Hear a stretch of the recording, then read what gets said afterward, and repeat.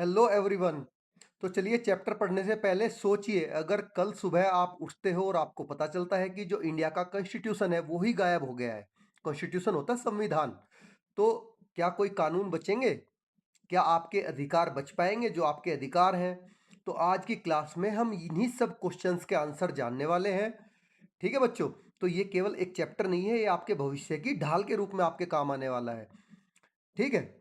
तो चलिए इस भविष्य की ढाल को शुरू करते हैं। ये है हमारा chapter number 10, the constitution of India an introduction. देखिए हमारा जो भारत का संविधान है उसकी केवल यहाँ पर एक छोटी सी इंट्रोडक्शन आपको दी गई है। वो कैसे बना, क्यों बना, कब बना, लोगों के क्या थॉट्स थे उसको बनाने के पीछे, ये सारे के सारे आंसर्स आप आगे इस वीडियो में जानने वाले हैं। तो जुड़े रहिए वीडियो के अंत तक। देखिए बच्चों, आपके चैप्टर की स्टार्ट होती है डॉक्टर राजेंद्र प्रसाद, जो कि हमारे इंडिया के फर्स्ट प्रेसिडेंट थे। ठीक है, उनके इस कोर्ट से। तो जो एक कोर्ट है उन्होंने इसमें कहा है कि अगर हम जो कॉन्स्टिट्यूशन हमने अपनाया है उसके अनुसार काम करें तो हम बहुत जल्दी ही अपने देश को महान ग्रेट बना सकते हैं। ठीक है बच्चों। और देश को, किसी भी देश को महान बनाने के लिए, किसी भी कॉन्स्टिट्यूशन की सफलता के लिए, जो डेमोक्रेटिक कॉन्स्टिट्यूशन की सफलता होती है उसके लिए कुछ जरूरी चीजें यहां पर उन्होंने बताई है। क्या क्या बताए हैं? व्यू पॉइंट ऑफ अदर्स, दूसरों का दृष्टिकोण, उसका सम्मान करना। कैपेसिटी फॉर कॉम्प्रोमाइज, कॉम्प्रोमाइज होता है समझौता, दूसरों के साथ में किसी भी बात को लेके, किसी भी चीज को लेके समझौते के लिए हमेशा तत्पर रहना। और एकोमोडेशन होता है एक दूसरे को जगह देने की क्षमता। हम एक दूसरे को अपने आसपास, अपने नेबरहुड में, अपने दिल में जगह दे पाए। ठीक है। तो हम क्या कर लेंगे, बहुत जल्द ही अपने देश को महान बना लेंगे इन चीजों को अपनाकर। चलिए आगे चलते हैं। ये देखिए आपको यहाँ पर ग्लिम्स में दिखाया गया है रिपब्लिक डे परेड से ली गई पिक्चर्स। ठीक है बच्चों, जो रिपब्लिक डे परेड होती है हमारी 26 जैन को, कहाँ होती है? राजपथ पर, जिसको अब कर्तव्य पथ भी बोला गया है। राजपथ से नाम बदलकर इसका कर्तव्य पथ कर दिया है प्रधानमंत्री नरेंद्र मोदी ने। तो वहां से ये देखिए, ये आपको केवल झांकियां दिखाई गई है, मार्चिंग दिखाई गई है। देखिए सेना की और जो एनसीसी और स्काउट्स होती है उनकी। तो पिक्चर में जो आपको दिखाया गया है वो दिल्ली की एक बहुत ठंडी सुबह, जनवरी का दिन, 26 जनवरी। आपको पता है दिल्ली में बहुत ठंड होती है। तो रिपब्लिक डे पर परिवार के साथ आप लोगों ने भी दूरदर्शन पर बैठकर ये प्रोग्राम देखा होगा। तो जो कर्तव्य पथ है हमारा, जो पहले राजपथ होता था, जिसको नरेंद्र मोदी जी ने बदलकर जिसका नाम कर्तव्य पथ कर दिया। ठीक है, उस पर देखेंगे आप मेजेस्टिक मार्चिंग बैंड, ये देखिए। ठीक है, वाइब्रेंट डिस्प्ले, ट्राई कलर और अनफर्ल होना। ट्राई कलर का अनफर्ल होना मतलब तिरंगे झंडे को फहराया जाना। तो ये सारी चीजें हम में गर्व और उत्साह भर देते हैं। तो जो ये 26 जनवरी 1950 को, इसी दिन इंडियन कॉन्स्टिट्यूशन इफेक्ट में आया, इसलिए हम इसे रिपब्लिक डे के रूप में मनाते हैं। तो कब आया? 26 जन 1950 को हमारा कॉन्स्टिट्यूशन इफेक्ट में आया था। तो तब से लेके आज तक हम रिपब्लिक डे मनाते आ रहे हैं 26 जनवरी को। तो आपको पता चल गया अच्छे से कि हम क्यों 26 जनवरी को रिपब्लिक डे मनाते हैं। देखिए उससे पहले आपके लिए यहाँ पर चैप्टर से आपको कौन कौन से बिग क्वेश्चंस है जिनका आपका आंसर मिल जाएगा। पहला है, what is a constitution and why do we need one. भाई कॉन्स्टिट्यूशन होता क्या है और इसकी जरूरत क्या है, क्यों है? How was the Indian constitution prepared, जो भारत का संविधान है उसको कैसे बनाया गया, इसका भी आंसर इस वीडियो में हम जानेंगे। How did our freedom struggle and civilizational heritage influence the constitution, जो हमारी फ्रीडम की स्ट्रगल है और हमारी सिविलाइजेशनल हेरिटेज है उसने हमारे कॉन्स्टिट्यूशन को किस तरह से इन्फ्लुएंस किया है, प्रभावित किया है, इसका भी आंसर हम वीडियो के अंत में जान पाएंगे। What are the key feature of the constitution of India, तो जो इंडियन कॉन्स्टिट्यूशन है उसके की फीचर्स क्या है। Why is it still relevant even though it was written more than 70 years एगो, और आज भी इसकी क्या प्रासंगिकता है, रिलेवेंस क्या है, इसका इतना महत्वपूर्ण ये क्यों है 70 साल गुजरने के बाद भी। तो इन सब के जवाब हमें मिलने वाले हैं। तो देखिए बच्चों, ये हम ऑलरेडी डिस्कस कर चुके हैं आपसे कि सर्दियों की सुबह में जब आप बैठकर टीवी देखते हो, ये रिपब्लिक डे परेड आपने कई बार देखी भी होगी, इस मूवमेंट को आपने मिस भी किया होगा। देखिए यहां पर एक चीज आपको दी गई है, हीलियम फिल्ड गैस। तो हीलियम क्या होती है? एक निष्क्रिय गैस होती है, नॉन रिएक्टिव, जो किसी से रिएक्शन नहीं करती है। ठीक है, तो ये हमारा आपको बता दिया मैंने कि यहां तक का कि रिपब्लिक डे परेड का ये दृश्य है जो आपने देखा होगा। यहाँ पर ट्राई कलर फहराया जाता है कर्तव्य पथ पर। ठीक है, और 1950 से हमारा कॉन्स्टिट्यूशन इफेक्ट में आया। इसके बाद हम जानेंगे कि इस बुक में, जिसको हमारा कॉन्स्टिट्यूशन कहते हैं, एक सेफ कस्टडी में रखा गया है जिसमें हीलियम गैस भरी हुई है। ठीक है, हमारे कॉन्स्टिट्यूशन को हीलियम गैस भरे हुए एक बॉक्स में रखा गया है। हीलियम गैस ही क्यों भरी है उसमें? क्योंकि हीलियम एक ऐसी गैस होती है जो पेपर और इंक से रिएक्शन नहीं करती है, इसलिए लंबे समय तक हमारे कॉन्स्टिट्यूशन को सुरक्षित रखने में ये मदद करती है। ठीक है बच्चों, इसलिए हीलियम फील्ड ग्लास केस में अपना कॉन्स्टिट्यूशन रखा गया है। ये देखिए, ये इमेज है हमारे कॉन्स्टिट्यूशन की, जो इनिशियल बनाया गया था और हीलियम फील्ड गैस ग्लास में रखा गया था। ठीक है, चलिए आगे बढ़ते हैं। Let's remember. तो लेट्स रिमेंबर में बच्चों कॉन्स्टिट्यूशन, कॉन्स्टिट्यूशन होता क्या है ये आप क्लास 6 में भी एक बार आपने थोड़ा सा पढ़ा है, कॉन्स्टिट्यूशन का वर्ड मीनिंग। ये एक ऐसा डॉक्यूमेंट है जो किसी नेशन, राष्ट्र के बेसिक प्रिंसिपल्स और लॉ को रिटन रूप में तय करता है, लिखित रूप में तय करता है, वो होता है कॉन्स्टिट्यूशन। ठीक है बच्चों, इस और इसके आधार पर आपके लिए एक्टिविटी क्या है? आपको स्मॉल ग्रुप में बटना है, 3-3 बच्चों के। ठीक है, और वो मिलकर सारे सवाल लिखेंगे जो किसी देश के कॉन्स्टिट्यूशन को लेकर उनके मन में आते हों। जैसे कि कौन कौन से सवाल? जैसे हो सकता है किसको अधिकार मिलेंगे, हाउ गवर्नमेंट फॉर्म्ड, सरकार कैसे बनेगी, हाउ पीपल्स गेट जस्टिस, लोगों को न्याय कैसे मिलेगा, इस तरह के सवाल। ठीक है बच्चों,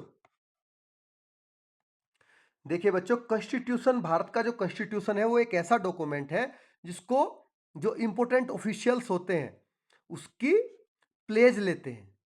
ठीक है, उसको हाथ में लेकर, जो हमारा प्रेसिडेंट है उसको भी वो ओथ लेते हैं, इसको प्रिजर्व करने के लिए, प्रोटेक्ट करने के लिए और डिफेंड करने के लिए। और जो हमारे प्राइम मिनिस्टर हैं, काउंसिल ऑफ मिनिस्टर्स हैं और जज हैं, वो भी इसको फॉलो करने का, इसके प्रोविजंस को फॉलो करने का प्रोमिस लेते हैं।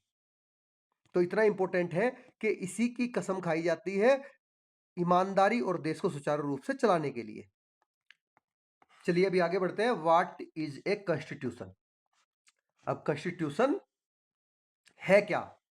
तो अगर सिंपल आंसर हम बोलें तो it is a document that spell out A Nations basic principle and law. जैसा कि हमने बार बार, मैंने पहले भी आपको बताया, कॉन्स्टिट्यूशन वो डॉक्यूमेंट है जो किसी भी देश के बेसिक प्रिंसिपल्स और लॉ को क्लियरली लिखता है, वही आपका कॉन्स्टिट्यूशन है। ठीक है, फर्दर इसमें लिखा है इट लेज आउट, इसमें क्या क्या चीजें होती है? फ्रेमवर्क होता है बच्चों, framework of 3 organs of government. Government के 3 ऑर्गन्स होते हैं, हमने प्रीवियस चैप्टर में भी पढ़ा है कौन कौन से। लेजिस्लेचर होता है, एग्जीक्यूटिव होता है, जुडिशियरी होता है। उन सबके रोल क्या है, रिस्पॉन्सिबिलिटी क्या है, ये हमारा कॉन्स्टिट्यूशन ही डिफाइन करता है। लेजिस्लेचर क्या किस किस काम आता है? ये कानून बनाने के काम आता है। जो कानून बनाने वाली संस्था है वो, जैसे पार्लियामेंट और स्टेट असेंबली, वे लेजिस्लेचर में आती हैं। एग्जीक्यूटिव में क्या आता है आपका? कानून को लागू करने वाली संस्थाएं या शक्तियां, जैसे कि प्राइम मिनिस्टर हो गया, काउंसिल ऑफ मिनिस्टर्स हो गई, और या सरकार का जो एडमिनिस्ट्रेटिव ढांचा है, प्रशासनिक ढांचा है, वो हो गया। जुडिशियरी, आप सबको पता है, जुडिशियरी हमारी अदालतें, हाई कोर्ट, सुप्रीम कोर्ट, जो देखती है कि कानून कॉन्स्टिट्यूशन के अनुसार है या नहीं है। देखिए, लेजिस्लेचर ने कानून बनाया, एग्जीक्यूटिव ने उसको फॉलो करवाया, बट जुडिशियरी ये देखती है कि ये जो कानून इन्होंने बनाया है, जो एग्जीक्यूटिव फॉलो करवा रहे हैं, वो हमारे कॉन्स्टिट्यूशन के अनुसार है या नहीं है। कहीं वो कॉन्स्टिट्यूशन की किसी भी लाइन को विलोप तो नहीं करता, कहीं उससे उसका कंट्रोवर्सी तो पैदा नहीं करता। सेकंड क्या है बच्चों? Checks and balance. जो 3 ऑर्गन है ये गवर्नमेंट के, क्या क्या? लेजिस्लेचर, एग्जीक्यूटिव और जुडिशियरी, इन सब में ये चेक एंड बैलेंस की भूमिका निभाता है। कोई भी ऑर्गन ज्यादा शक्तिशाली न हो, सभी पर कुछ चेक मतलब नियंत्रण हो, और सभी अपने काम के लिए अकाउंटेबल हो। ठीक है बच्चों, यही हमारा कॉन्स्टिट्यूशन क्या करता है, निर्धारित करता है। नेक्स्ट है right and duties of citizens. देखिए, जो यहाँ के नागरिक हैं उनके फंडामेंटल राइट, मौलिक अधिकार, और जो फंडामेंटल ड्यूटीज है, मौलिक कर्तव्य हैं, उनको यही डिफाइन करता है। N outline of the long term goal and aspirations of the nation. किसी देश को किस दिशा में आगे बढ़ना है, उसको न्याय, समानता, स्वतंत्रता या भ्रातृत्व की भावना आदि के लिए, ये सारी की सारी जो आउटलाइन है वो लॉन्ग टर्म गोल है, एस्पिरेशंस है, वो सारी की सारी हमें कॉन्स्टिट्यूशन में ही मिलती है। देखिए, नेक्स्ट क्वेश्चन आ जाता है, why do we need a constitution. देखिए, हमें कॉन्स्टिट्यूशन की जरूरत क्यों है, तो लेट्स एक्सप्लोर में यहाँ पर कबड्डी का आपको एक एग्जांपल दिया गया है, स्टेट लेवल का। ठीक है, जो कि स्टेट लेवल का टूर्नामेंट है, फाइनल टूर्नामेंट। तो स्कूल की team state level kabaddi final खेल रही है, एक प्लेयर आउट हुआ या नहीं, इस पर डिस्प्यूट हो जाता है उन टीम्स का कि ये प्लेयर आउट है नहीं है। तो जो रेफरी होता है, इसका मैं आपको जिस्ट बता रहा हूं, जो रेफरी होता है वो ऑफिशियल रूल बुक निकाल कर जो टीम के कैप्टन्स हैं उनके साथ रूल्स देखती है या देखता है, और सभी रूल बुक को मान लेते हैं, क्योंकि उनमें तो कंट्रोवर्सी हो गई, डिस्प्यूट हो गया कि भाई ये आउट, जो अपोजिट टीम है वो बोल रही है आउट है, जो उसकी टीम है वो कह रही है आउट नहीं है। तो अब कैसे फैसला लोगे, तो एक रूल बुक रखी है रेफरी के पास में, ऑफिशियल रूल बुक, उससे उसने दोनों को दिखाया और फैसला ले लिया। ठीक है, अब अगर रूल बुक ना होती तो क्या होता, तो झगड़ा बढ़ जाता, चीटिंग का आरोप लगता, मैच भी रुक सकता था, जो पावरफुल होता, जिसकी डोमिनेंस ज्यादा होती, वो अपनी बात को मनवा लेता। ऐसा ही होता ना अगर रूल बुक ना होती तो। लेकिन इसी तरह अगर देश के लिए कॉन्स्टिट्यूशन भी सेम, इसी तरह जो कॉन्स्टिट्यूशन होता है वो भी देश के लिए एक रूल बुक की तरह काम करता है, जो ये तय करता है कि गवर्नमेंट कैसे बनेगी, वो कैसे काम करेगी, और डिस्प्यूट्स कैसे सुलझेंगे। अगर डिफरेंट डिफरेंट, जैसे आपने पढ़ा लेजिस्लेचर, एग्जीक्यूटिव और जुडिशियरी, इनके बीच में भी डिस्प्यूट हो सकते हैं, संभावना है। तो उन डिस्प्यूट्स को कैसे सुलझाएंगे, तो इन सब के लिए ही जो आपका कॉन्स्टिट्यूशन है वो बना है। ठीक है बच्चों, चलिए अभी नेक्स्ट बढ़ते हैं, डोंट मिस आउट। आप बस ध्यान से सुनिए, पूरा का पूरा चैप्टर आपको मैं उंगलियों पे कवर करवा दूंगा, आप केवल ध्यान से सुनते रहिए, एक बार में समझ में ना आए 2 बार सुन लीजिए। तो जैसा कि आपकी टेक्स्ट बुक में चैप्टर है, टेक्स्ट बुक सेक्शंस है और चैप्टर्स हैं, इसी तरह जो हमारा कॉन्स्टिट्यूशन है भारत का, उसमें भी 25 पार्ट्स हैं और 12 शेड्यूल्स में वो बटा हुआ है। ये आज की बात हो रही है, प्रेजेंट।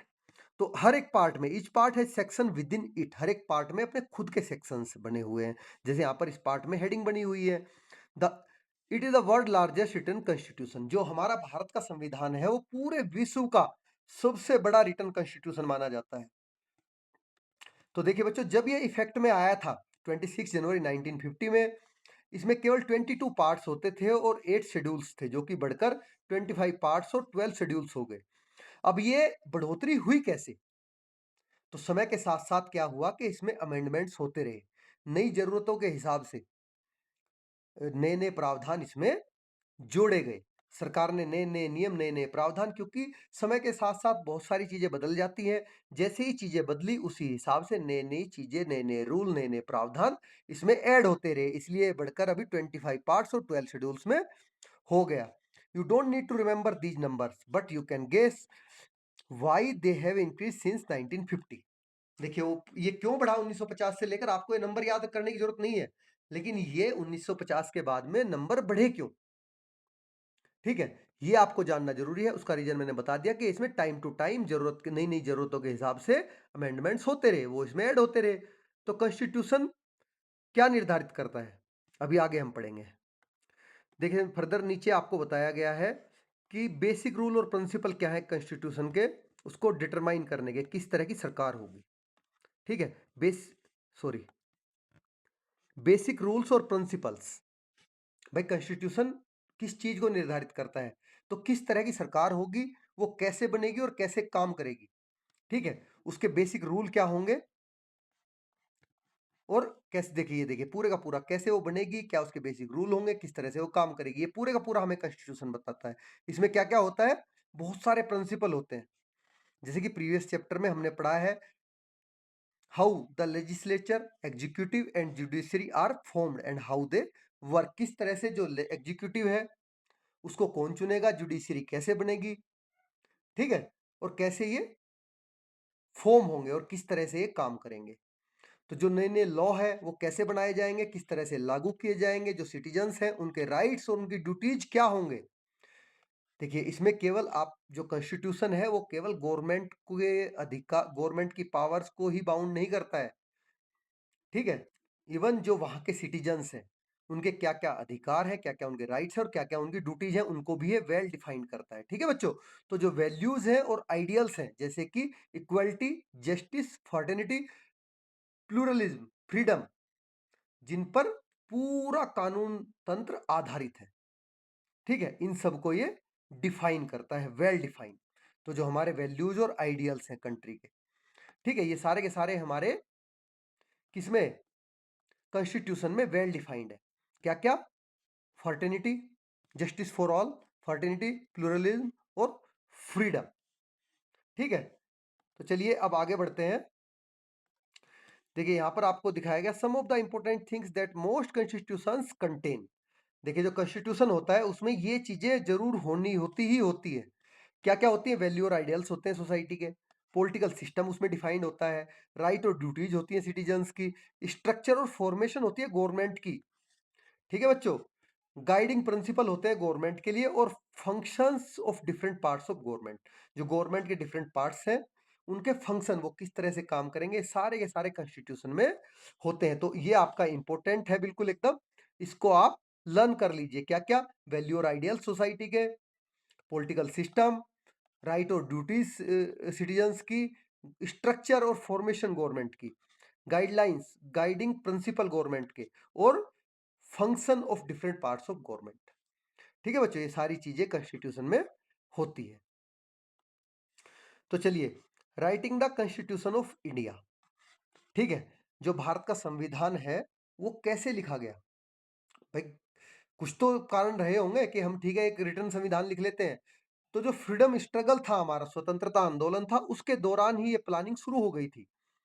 जो हमारे फ्रीडम फाइटर्स थे उन्होंने उस समय में ही ये सोचना शुरू कर दिया था कि आजादी के बाद में हम खुद को किस तरह से गवर्न करेंगे, ठीक है, और खुद को गवर्न करने के लिए कौन कौन से वे रूल होंगे, ठीक है, कौन कौन से इंपॉर्टेंट क्वेश्चंस होंगे जो हमारे सामने आएंगे, वे सारे के सारे उन्होंने पहले से ही डिफाइन कर लिए थे। वे क्वेश्चंस क्या क्या थे, देखिए, what type of government should we have, कि किस तरह की सरकार हम बनाएंगे, and what rules and principle should guide us, किस तरह के रूल और प्रिंसिपल होंगे जो हमें गाइड करेंगे, और who should have the right to vote, किसको वोटिंग करने का अधिकार होगा, यानी कि सरकार को चुनने का अधिकार होगा। How should be decide on disputes, जो डिस्प्यूट्स होंगे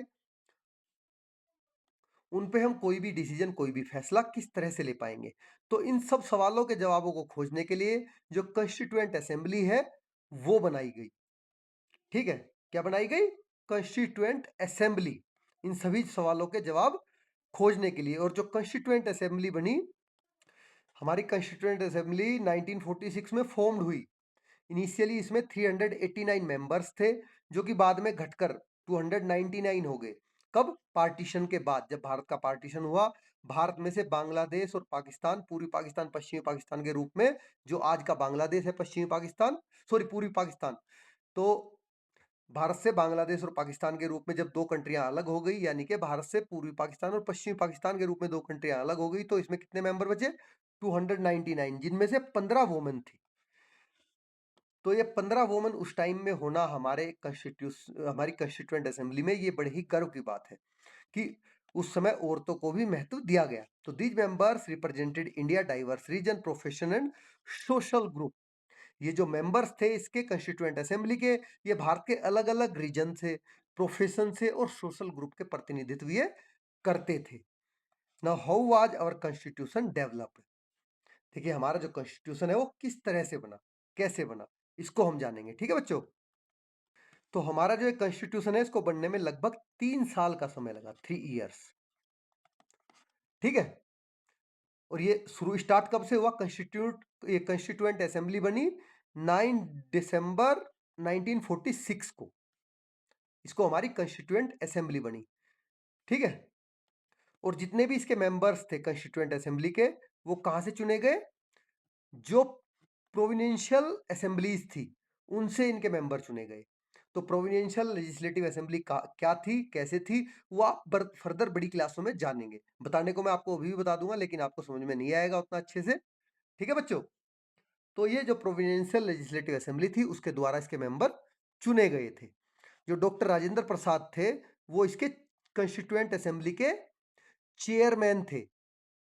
ठीक है, और इसका जो काम पूरा हुआ, इसका काम कंप्लीट हुआ 26 नवंबर 1949 को इसने अपना काम पूरा कर लिया, मतलब संविधान को पूरी तरह से लिखकर तैयार कर लिया और सभी मेंबर्स के द्वारा उस पर साइन किए गए।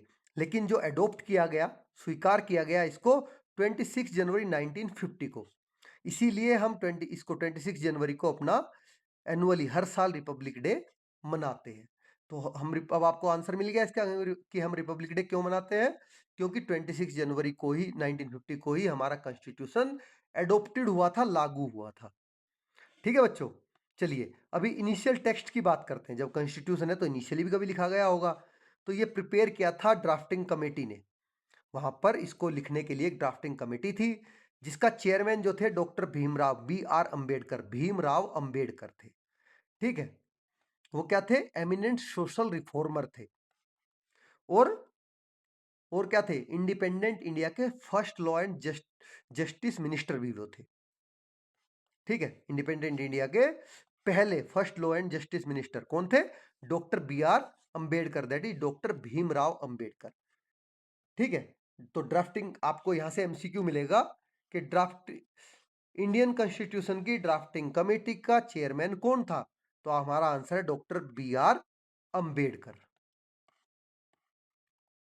ये देखिए, ये है डॉक्टर भीमराव अंबेडकर। ये ड्राफ्टिंग कमेटी का ही पूरे का पूरा फोटो है। तो जो सेंटर में बैठे हैं यही है डॉक्टर B.R. भीमराव अंबेडकर। देखिए बच्चों, लेट्स एक्सप्लोर।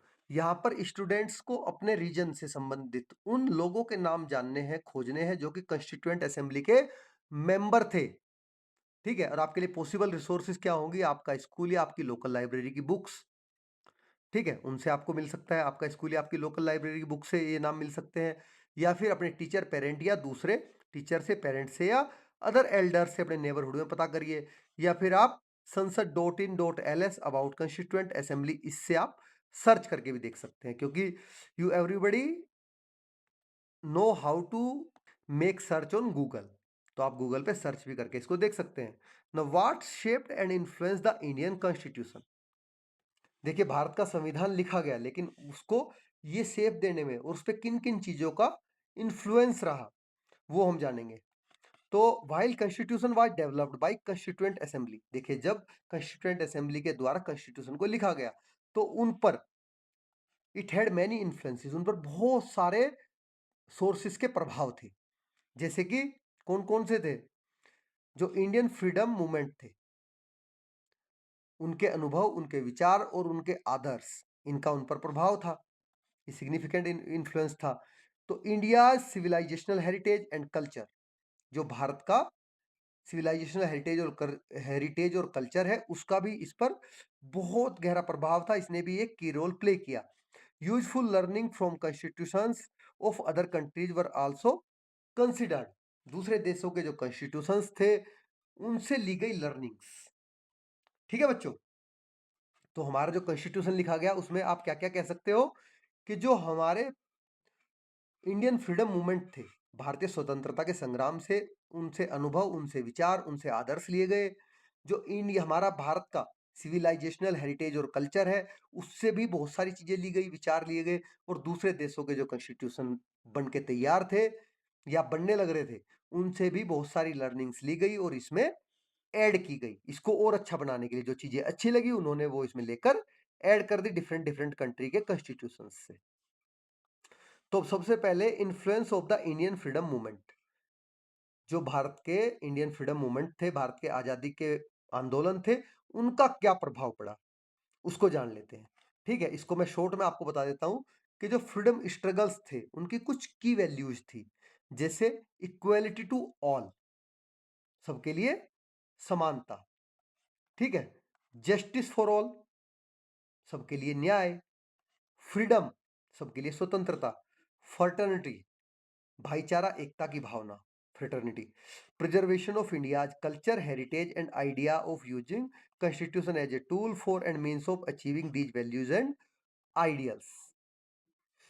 तो जो हमारे इंडिया के कल्चरल हेरिटेज है उसकी रक्षा करना, और अनेक जो फ्रीडम फाइटर्स हैं वो कॉन्स्टिट्यूएंट असेंबली के क्या थे, सदस्य भी थे।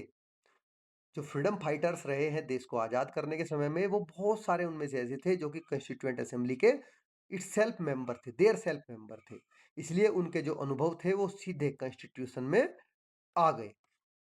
ठीक है बच्चों, उनके जो जो भी अनुभव थे वो डायरेक्टली कॉन्स्टिट्यूशन में आ गए। देखिए इसी दौरान जो हमारा फ्रीडम स्ट्रगल था, फ्रीडम स्ट्रगल के हमारे एक्सपीरियंसेस थे, उनसे बहुत सारे क्वेश्चन उठे। तो जो हमारा फ्रीडम स्ट्रगल था उसने कई सारे प्रैक्टिकल सवाल उठाए जिनके जवाब कॉन्स्टिट्यूशन में दिए गए। ठीक है, वो क्या क्या थे सवाल? How do we make sure that every adult citizen has a right to vote? तो how to we ensure right to vote for every adult citizen? भाई हर एक जो एडल्ट सिटीजन होगा वो उसको वोट का अधिकार होगा, इसको हम कैसे इंश्योर करेंगे? How do we ensure that the powers of the executive, legislature and judiciary are kept separate? हम इस चीज को कैसे इंश्योर करेंगे कि जो पावर का सेपरेशन है वो एग्जीक्यूटिव, लेजिस्लेचर और जुडिशियरी में अलग अलग रहे? How do we guarantee that every individual fundamental right are respected? तो हम हर एक व्यक्ति विशेष के फंडामेंटल राइट की गारंटी कैसे दे सकते हैं, कैसे उसको प्रदान कर सकते हैं? ना what should be the process if you want to amend the constitution? अगर कॉन्स्टिट्यूशन को अमेंड करना चाहे तो प्रोसेस क्या होगा? और what should be the relationship between the central and state governments and so on?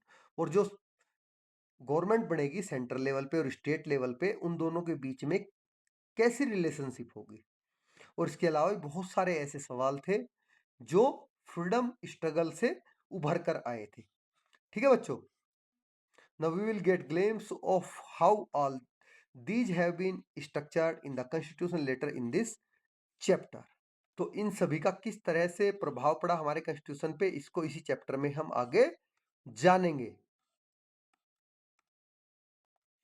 देखिए इंडिया सिविलाइजेशनल हेरिटेज और हिस्ट्री, जो भारत की सिविलाइजेशनल हेरिटेज और हिस्ट्री है उसने क्या क्या किया। तो लेट अस रिमेंबर, चलिए अपनी ग्रेड 6 की जो आपकी यूनिटी इन डाइवर्सिटी बुक है, मैनी इन वन, ठीक है, उससे भारत, उसमें लिखा है, आपने पढ़ा था कि भारत जो है वो विविधताओं के बीच में एकता वाला देश है, और ये विचार कॉन्स्टिट्यूशन में स्ट्रांगली एम्बेडेड है। ठीक है बच्चों, कि भारत क्या है, विविधताओं के बीच में एकता वाला देश है। यहां पर भारत के जो लोग हैं उनका रहन सहन, उनका खान पान, उनकी बोली, ठीक है, वो सब कुछ बहुत डाइवर्सिफाइड है। आपने पढ़ा है क्लास 6 में, उसके बावजूद इसलिए बोला गया है कि भारत विविधताओं के बीच में एकता वाला देश है। इतनी विविधता, इतनी डाइवर्सिटी होने के बाद भी हम सभी के बीच में एकता है, जो हमारे कॉन्स्टिट्यूशन में बहुत स्ट्रांगली एम्बेडेड है। तो देखिए ये तो हो गया आपका कॉन्स्टिट्यूशन, इसका embedded in the idea of India being one. तो some fundamental principles are embedded in our culture. जो हमारी संस्कृति है, हमारा कल्चर है, उसमें भी कुछ फंडामेंटल प्रिंसिपल्स हैं, जैसे कि क्या है, डिफरेंट पॉइंट ऑफ व्यूज, अलग अलग पॉइंट ऑफ व्यू को स्वीकार करना। लोगों की सोच अलग हो सकती है, पॉइंट ऑफ व्यू अलग हो सकता है, उसको सबको स्वीकार करना। नेचर एज सेक्रेड, प्रकृति को पवित्र मानना, जैसे नदियां हैं, पहाड़ हैं, पेड़ हैं, पशु पक्षी हैं, उनका सम्मान करना। The pursuit of learning and knowledge, the pursuit of earning and knowledge, मतलब लर्निंग और जो नॉलेज है उसको परस्यू करना।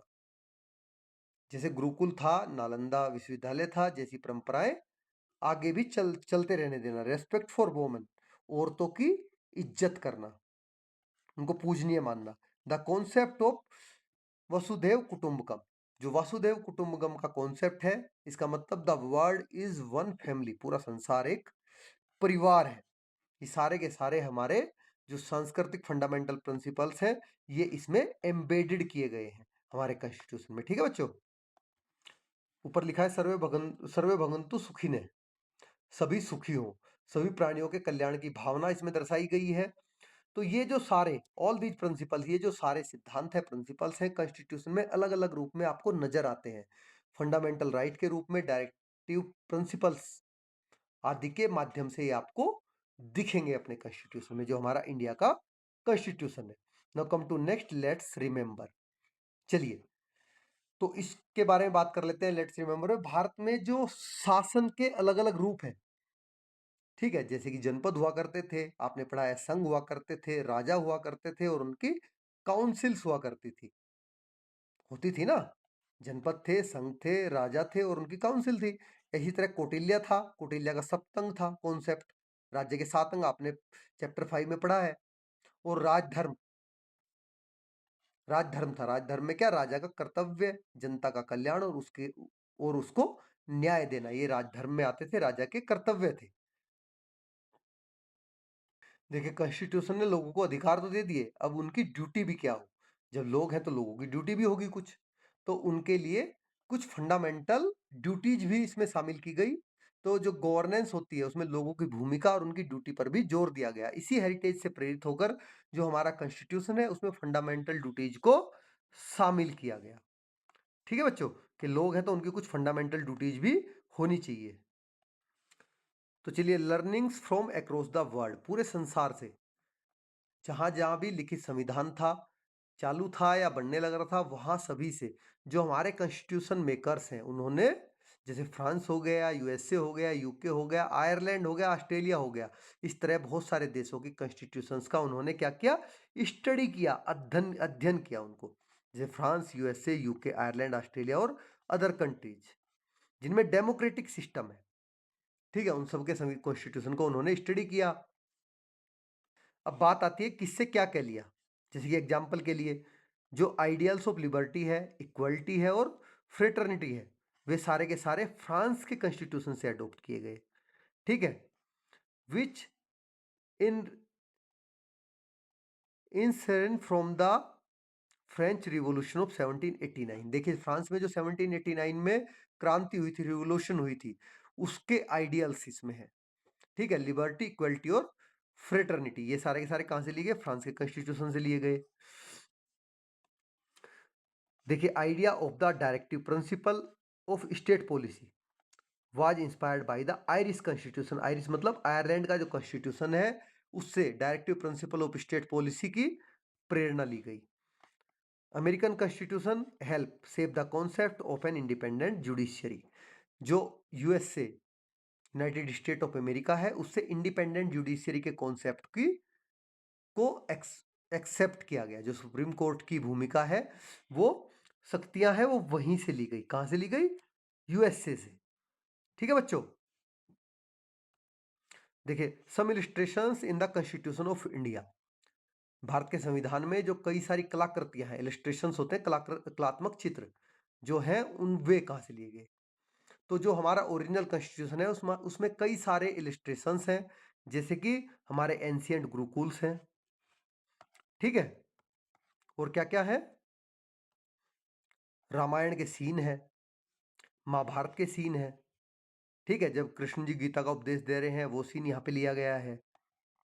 और क्या है, जो ओरिसन स्क्रप्चर है उससे सीन, उससे भी पिक्चर ली गई है, सीन लिए गए हैं। ये देखिए, नटराजन, जो भगवान नटराज हैं, शिव जी, उनकी प्रतिमा को भी यहाँ पर लिया गया है। ठीक है,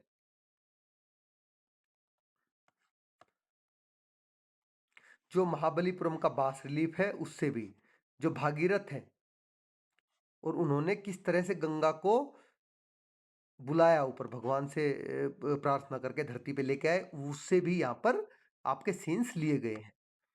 ठीक है, और क्या क्या है, scene with Akbar and Mughal architecture. जो मुगल आर्किटेक्चर है, कंपोजिट कल्चर है, रिलीजियस टॉलरेंस है जिसमें दिखाई गई है अकबर की, उसके सीन यहाँ पर लिए गए हैं। Scene from depicting Nalanda, one of India's ancient university.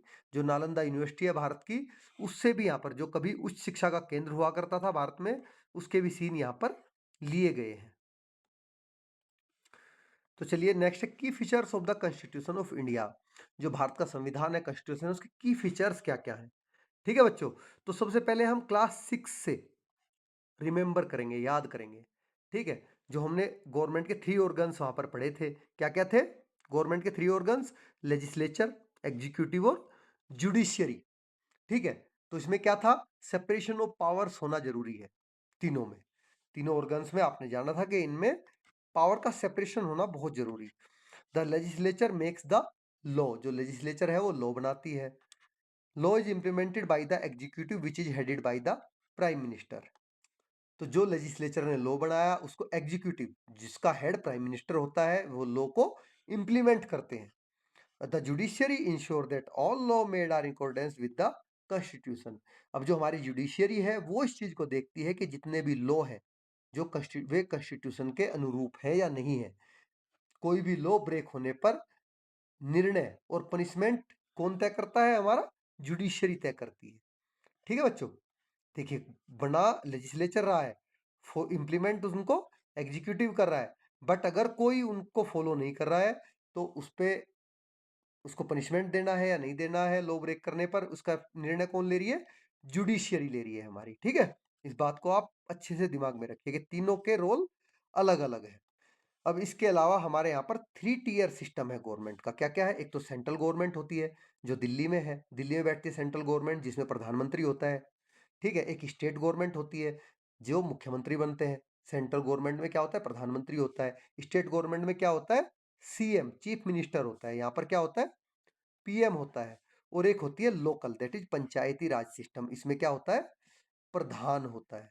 जो ग्राम प्रधान होता है वही इसमें आता है पंचायती राज सिस्टम में आपका।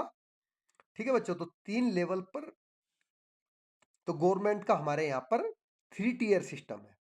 ठीक है? Now some functions and responsibilities are reserved for central government and other are assign to the state government. देखिए, कुछ फंक्शन और जिम्मेदारियां क्या है कि वो सेंट्रल गवर्नमेंट की है, लेकिन कुछ स्टेट गवर्नमेंट के हिस्से में आती है और कुछ दोनों के हिस्से में आते हैं। तो सभी जिम्मेदारियों पर किसी भी एक का नियंत्रण नहीं है। कुछ पर सेंट्रल गवर्नमेंट का नियंत्रण है, कुछ पर स्टेट गवर्नमेंट का है, कुछ पर दोनों का है।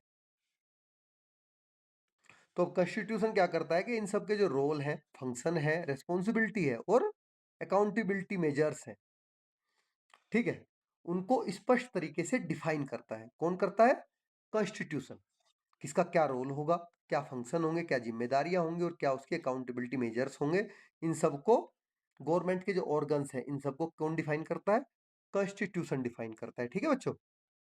और यहाँ पर जो इलेक्टोरल सिस्टम है, वोट देने का जो सिस्टम बनाया गया है वो इस तरह से बनाया गया है कि हर एक एलिजिबल सिटीजन वोट दे सके। ठीक है? अपना प्रतिनिधि चुनने के लिए। आपने सुना भी होगा, आप तो भी वोट का अधिकार आपको मिला नहीं है। जब आप 18 ईयर्स के हो जाओगे तो आपको भी वोटिंग करने का अधिकार स्वतः प्राप्त हो जाएगा। ठीक है? आपका वोटर आइडेंटिटी कार्ड बनके। तो हर एक सिटीजन को वोट करने का अधिकार है। कब? After completion of 18 years of as.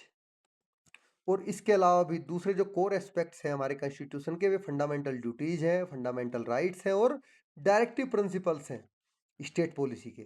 ठीक है बच्चों? Infographic provides us with examples few fundamental duties and rights which are listed in full of the beginning of all NCERT text books. देखिए, जो फिगर आपको 10.4 में दिखाया गया है वो हमें कुछ हमारे फंडामेंटल ड्यूटीज और राइट्स के बारे में बताता है, जो कि सभी एनसीईआरटी बुक के बिगिनिंग में लिखे हैं। The directive principles of state policy are popularly called DPSP. They are popularly क्या बुलाया जाता है इनको? Directive principle of state policy, DPSP. Represent the essence of all social economic vision that the farmer of constitution had for India.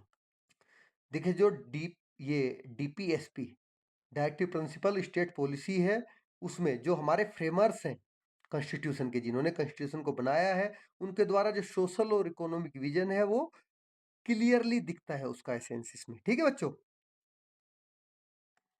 चलिए अभी आगे बढ़ते हैं। देखिए, डोंट मिस आउट, इसमें आपके डायरेक्टिव प्रिंसिपल कौन से होते हैं? ये वे होते हैं जिनको गवर्नमेंट कोशिश करती है कि अचीव हो जाए। ठीक है? ये मिस ना हो। They reflect the direction they which the country take to make India better for all. Example, जैसे कि ये क्या करते हैं कि डायरेक्शन को रिफ्लेक्ट करते हैं, जिससे कि कोई जो हमारा कंट्री है, इंडिया है, वो हर दिशा में बेटर हो सके। जैसे कि everybody in the country must have a good standard of living. एक एग्जाम्पल इसके लिए दिया गया है, जैसे कि हमारे भारत का कोई भी नागरिक, उसकी जो लिविंग स्टैंडर्ड है वो अच्छा हो। But if government does not make effort to follow this, one can not go to a जज एंड कंप्लेन अबाउट इट। लेकिन अगर जो भारत की सरकार है उस ऐसा करने के प्रति कोई भी एफर्ट अपना नहीं लगाती है, तो कोई भी ऐसा नहीं है जो किसी जज के पास जाए और इसके प्रति कंप्लेन करे। The DPSP are more like guideline than strict rules. जो डीपीएसपी है, उनमें जो गाइडलाइंस हैं, रूल्स हैं, वो और ज्यादा स्ट्रिक्ट हैं। इन fundamental rights on the other hand are promises that must be kept. देखिए, इसके अलावा जो हमारे फंडामेंटल राइट्स हैं, मौलिक अधिकार हैं, वो उनका प्रॉमिस ये देती ही देती है कि ये आपको मिलेंगे ही मिलेंगे, fundamental rights. If someone treats you unfairly because of who are you, you can actually go to court and the जज कैन हेल्प यू। इसका मतलब है कि अगर आपके फंडामेंटल राइट्स पे कोई उनका शोषण करता है, तो आप सीधा कोर्ट में जा सकते हो, जज के पास, और उनसे मदद मांग सकते हो। ये भी आपके कॉन्स्टिट्यूशन में लिखा गया है। ठीक है बच्चों, तो चलिए अभी आगे चलते हैं फंडामेंटल राइट्स पर। देखिए, फंडामेंटल राइट क्या क्या है हमारे। तो फंडामेंटल राइट है राइट टू इक्वलिटी, जो कि आर्टिकल 14 है हमारा, इक्वलिटी बिफोर लॉ। ये है कि सभी में समानता। Right to freedom, that is article 21, protection of life and personal liberty. Right against exploitation, ठीक है, ये भी आपका फंडामेंटल राइट में आता है। और article 21A right to education, मतलब शिक्षा का अधिकार, ये भी आपके फंडामेंटल राइट का ही पार्ट है। तो इसको आप लर्न कर लीजिए बच्चों। ये फ्रिक्वेंटली इसमें से एमसीक्यू पूछे जाते हैं, अभी क्लास में भी और बड़ी क्लास में भी, कि आपके फंडामेंटल राइट्स कौन से हैं। ठीक है, तो उसके आर्टिकल क्या क्या है।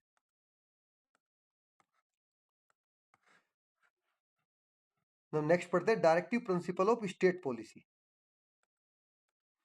तो इसमें है आर्टिकल 41, जो कि वेलफेयर गवर्नमेंट का है। ठीक है बच्चों, लोगों के वेलफेयर के लिए प्रयास करना, लोगों के।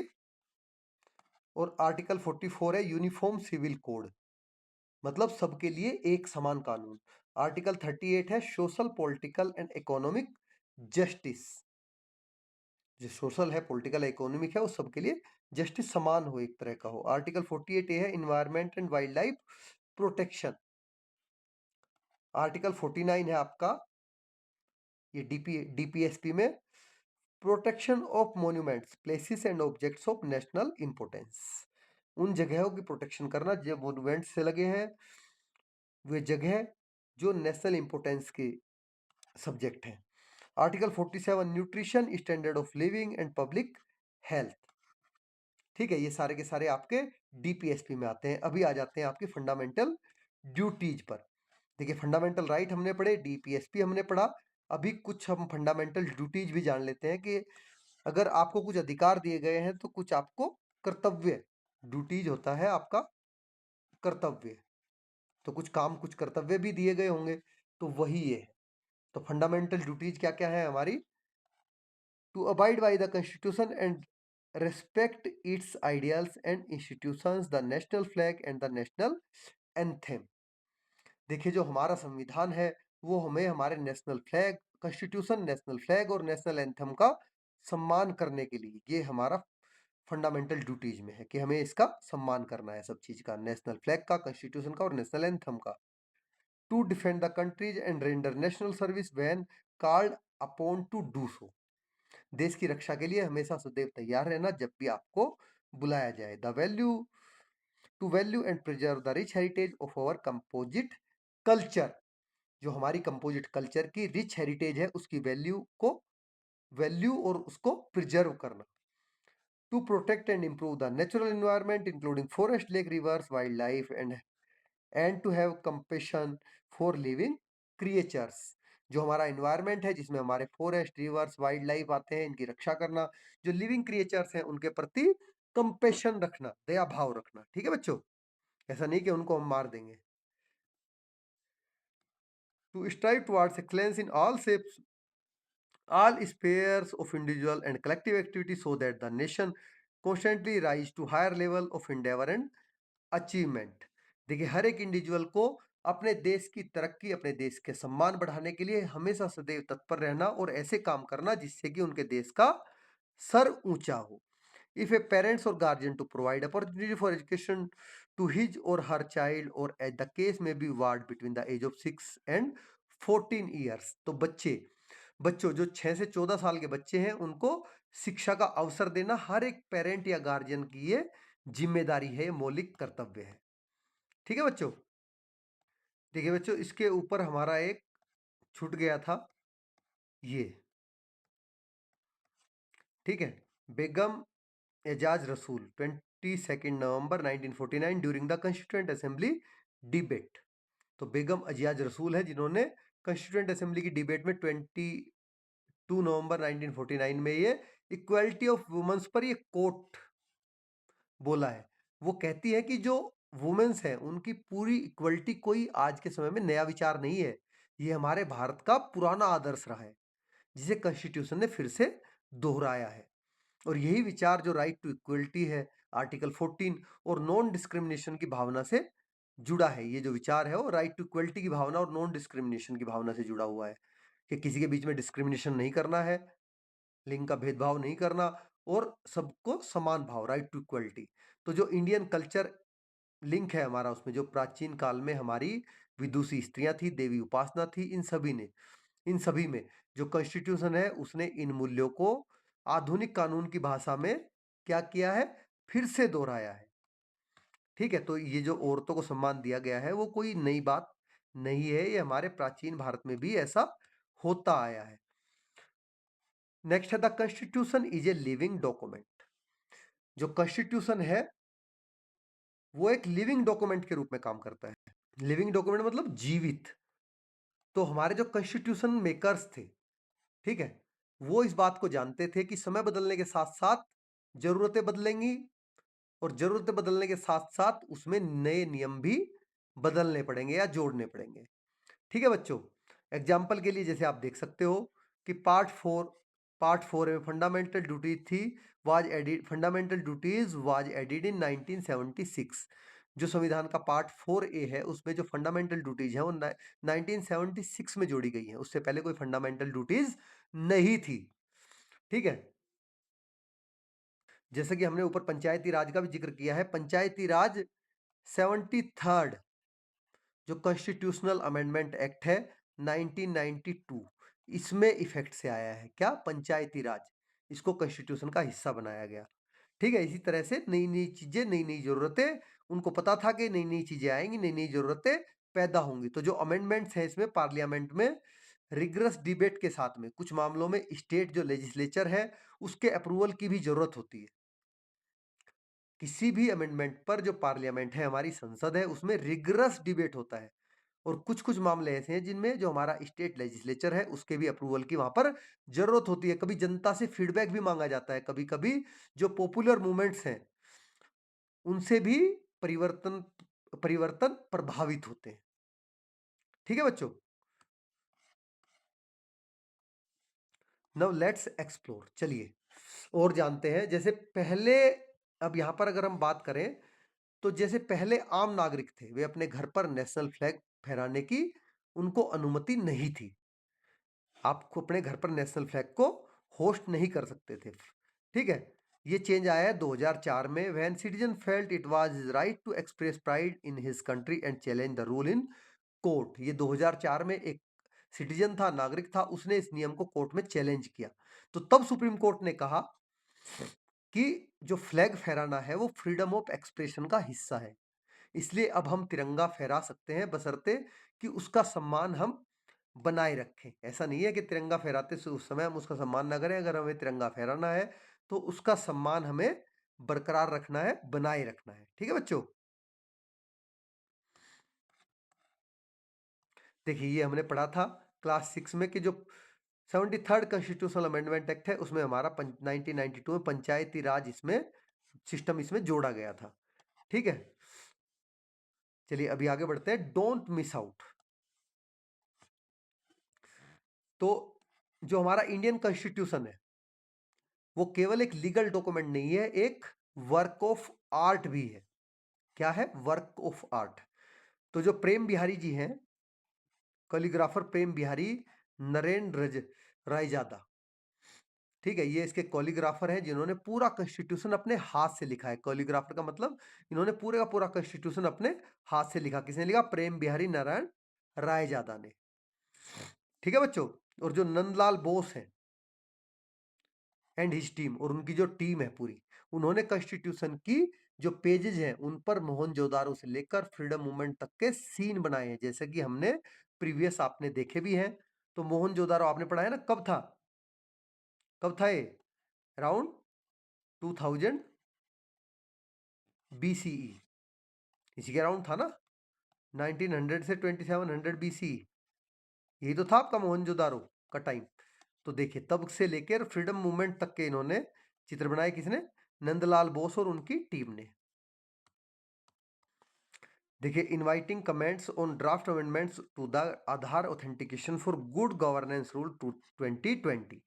ये देखिए, भारत सरकार ने आधार ऑथेंटिकेशन में जो इनको अमेंडमेंट करने थे उसके लिए लोगों के अमेंडमेंट्स को इनवाइट किया कि ठीक है, आपको अगर कुछ और तरह का लगता है तो आप इसमें अपनी राय हमारे साथ शेयर कर सकते हैं। ठीक है बच्चों।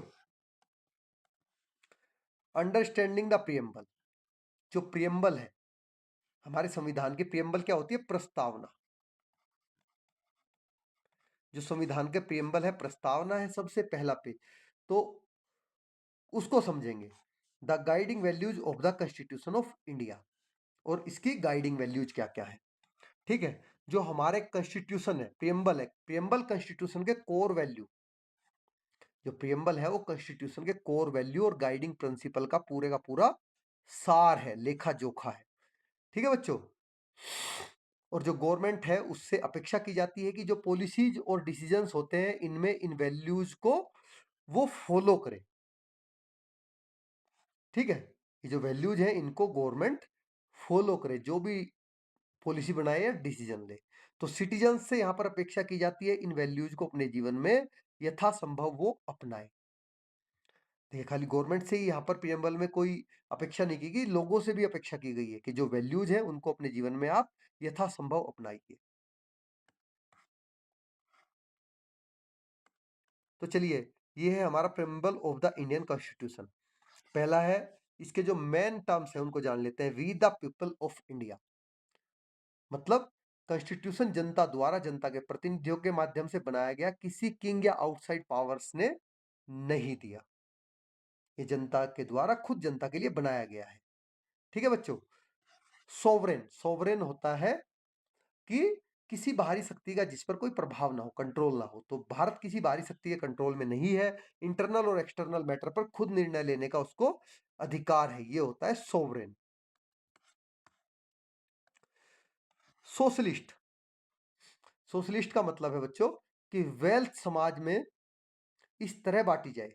वेल्थ मतलब लोगों में पैसा जो है, वेल्थ का मतलब यही होता है धन। तो धन समाज में इस तरह बांटा जाए कि जो सोशियो इकोनॉमिक इनइक्वालिटी है वो कम हो, मतलब गरीब में और अमीर में कोई ज्यादा अंतर ना हो। ठीक है। और जो लैंड और इंडस्ट्री है उनकी ओनरशिप पर सरकार खुद का उसका अपना रूल रेगुलेशन हो। नेक्स्ट है सेक्युलर, मतलब कोई ऑफिशियल रिलीजन नहीं है किसी का, सभी रिलीजन्स को इक्वल रेस्पेक्ट, नागरिक किसी भी धर्म को मानने वाला हो, उसको किसी भी धर्म को मानने की पूरी स्वतंत्रता हो। ठीक है बच्चों। डेमोक्रेटिक, डेमोक्रेटिक का मतलब जनता को इक्वल पॉलिटिकल राइट्स देना, कि चुनाव के जरिए जो रूलर्स है उसको चुने, उसको चुनने का और उन्हें अकाउंटेबल रखने का उसको अधिकार है, शक्ति है। ठीक है, जिसको मन करे उसको वो चुन सकता है। फ्रेटर्निटी, फ्रेटर्निटी का मतलब मैंने पहले भी आपको बताया था, भ्रातृत्व की भावना, कि सब में हमें एक ऐसी भावना होनी चाहिए कि हम एक दूसरे के भाई टाइप है। इक्वलिटी मतलब समानता की भावना, हम सभी में एक एक समानता की भावना होनी चाहिए। जो हमारा स्टेटस है, हमारी अपॉर्चुनिटी है, उनमें सब में सबके लिए समान समान हो। ठीक है, लॉ के सामने सभी हम इक्वल हो। लिबर्टी, जो थॉट्स है, एक्सप्रेशन है, बिलीफ है, फेथ है, वर्शिप है, उस सब की स्वतंत्रता, बिना अनरीजनेबल रेस्ट्रिक्शंस के। ठीक है, कि मतलब रेस्ट्रिक्शंस तो हो लेकिन अनरीजनेबल ना हो, जिसका कोई मतलब ही ना हो, ऐसी रिस्ट्रिक्शन ना हो। Next, justice. जो सोशल, इकोनॉमिक, पॉलिटिकल जस्टिस है, कास्ट, रिलीजन, जेंडर के आधार पर डिस्क्रिमिनेशन है, वो नहीं होना चाहिए। और कमजोर जो वर्ग है उनके वेलफेयर पर जोर दिया जाना चाहिए। रिपब्लिक मतलब हेड ऑफ स्टेट, प्रेसिडेंट चुना हुआ होता है, वो कोई वंशानुगत राजा नहीं होता, वहां पर मोनार्की नहीं होती है, वहां पर क्या होता है, हेड ऑफ जो स्टेट प्रेसिडेंट है वो चुना हुआ होता है। तो यही मतलब है रिपब्लिक का। देखिए अभी दिया, लेट्स एक्सप्लोर। जो ये प्रिम्बल्स के फीचर्स हैं, ठीक है बच्चों, इनको अब हम डेली लाइफ में उनके एग्जांपल्स कैसे देख सकते हैं। ठीक है, तो जो सोवरेन है, सोवरेन में क्या, इसको मैं लिख के आपको नेक्स्ट वीडियो में क्वेश्चन आंसर्स की मैं प्रोवाइड भी कराऊंगा लिख के। वैसे मैं अभी सुन लीजिए आप, भारत अपने जो डिफेंस है, फॉरेन पॉलिसी है, उन सभी पर अपने फैसले खुद लेता है, किसी पर डिपेंडेंट वो नहीं है। सेक्युलर, कोई व्यक्ति स्टेट से परमिशन लिए बिना अपने धर्म की पूजा पद्धति अपना सकता है। ठीक है, बशर्ते हुए दूसरे के अधिकारों में हस्तक्षेप ना करे। रिपब्लिक मतलब गणतंत्र, जो प्रेसिडेंट है वो इलेक्टेड होता है, राजा या रानी क्या होते हैं, मोनार्क होते हैं, वंशानुगत होते हैं। जस्टिस न्याय, जॉब और एजुकेशन में इक्वल अपॉर्चुनिटी है सभी के लिए, जो जेंडर है, कास्ट है, रिलीजन है, इसके आधार पर किसी में कोई भेदभाव नहीं होना चाहिए। लिबर्टी, जो स्टूडेंट्स हैं अपने विचार डिबेट्स लिखकर पीसफुल तरीके से एक्सप्रेस कर सकते हैं, व्यक्त कर सकते हैं। इक्वलिटी, समानता, स्कूल में सभी स्टूडेंट्स के लिए समान रूल्स और यूनिफॉर्म होना, ये इक्वलिटी है। फ्रेटर्निटी, जो अलग अलग धर्म जाति के लोग हैं एक दूसरे की मदद करते हैं, फेस्टिवल्स में फेस्टिवल्स को साथ मिलकर मनाते हैं, मतलब भ्रातृत्व की भावना, उनमें भाईचारे की भावना होना, यही फ्रेटर्निटी है। तो चलिए बच्चों, बिफोर वी मूव ऑन, आगे बढ़ने से पहले एक बार और मैं बता देता हूं कि इस चैप्टर में हमने क्या क्या जाना है। जो इंडियन कॉन्स्टिट्यूशन है वो एक गाइडिंग बुक, रूल बुक है, जो सभी सिटीजन्स के राइट्स की रक्षा करता है और सिटीजन से फंडामेंटल ड्यूटीज निभाने की अपेक्षा भी वो करता है। ये हमारी rich civilisational heritage, freedom struggle और दूसरे देशों की अच्छी कॉन्स्टिट्यूशनल प्रैक्टिस पर आधारित है। इसकी जो की फीचर्स है वो हमारे देश के सोशल, इकोनॉमिक और पॉलिटिकल स्ट्रक्चर तथा पार्लियामेंट्री फॉर्म्स, गवर्नमेंट की फॉर्म को डिफाइन करती है। और ये एक लिविंग डॉक्यूमेंट है जिसे देश की चेंजिंग नीड्स के अनुसार अमेंड और इम्प्रूव किया जा सकता है। तो इस तरह से आपका पूरा चैप्टर फिनिश हो जाता है। तो आपको मैं जानना चाहूंगा कमेंट्स में कि आपको वीडियो कैसी लगी, आपको लाइन बाय लाइन एक्सप्लेनेशन अच्छा लगता है जो बुक में लिखा है, या फिर एक्स्ट्रा थॉट्स के साथ में जो मैंने यहाँ पर लिखा है। ठीक है, तो नेक्स्ट वीडियो में उसी हिसाब से बनाऊंगा जैसे आप बताओगे कि आपको, जैसे मैं प्रीवियस वीडियोज बनाता हूँ लाइन बाय लाइन एक्सप्लेनेशन के साथ में वर्ड बाय वर्ड, वो आपको चाहिए, या इस तरह से एक्स्ट्रा थॉट्स के साथ में आपको मोटा मोटा जानना है चीजों को गहराई से। ठीक है बच्चों, आपको क्या अच्छा लगता है, अगर वीडियो अच्छी लगी तो लाइक करें, चैनल को सब्सक्राइब करें और बेल आइकन प्रेस करना ना भूलिए। ठीक है, और अपने दोस्तों के साथ में शेयर जरूर करें। मिलते हैं नेक्स्ट वीडियो में इस चैप्टर की क्वेश्चन आंसर्स की, जो कि हमारी क्वेश्चन आंसर्स की होने वाली है। Thanks for watching.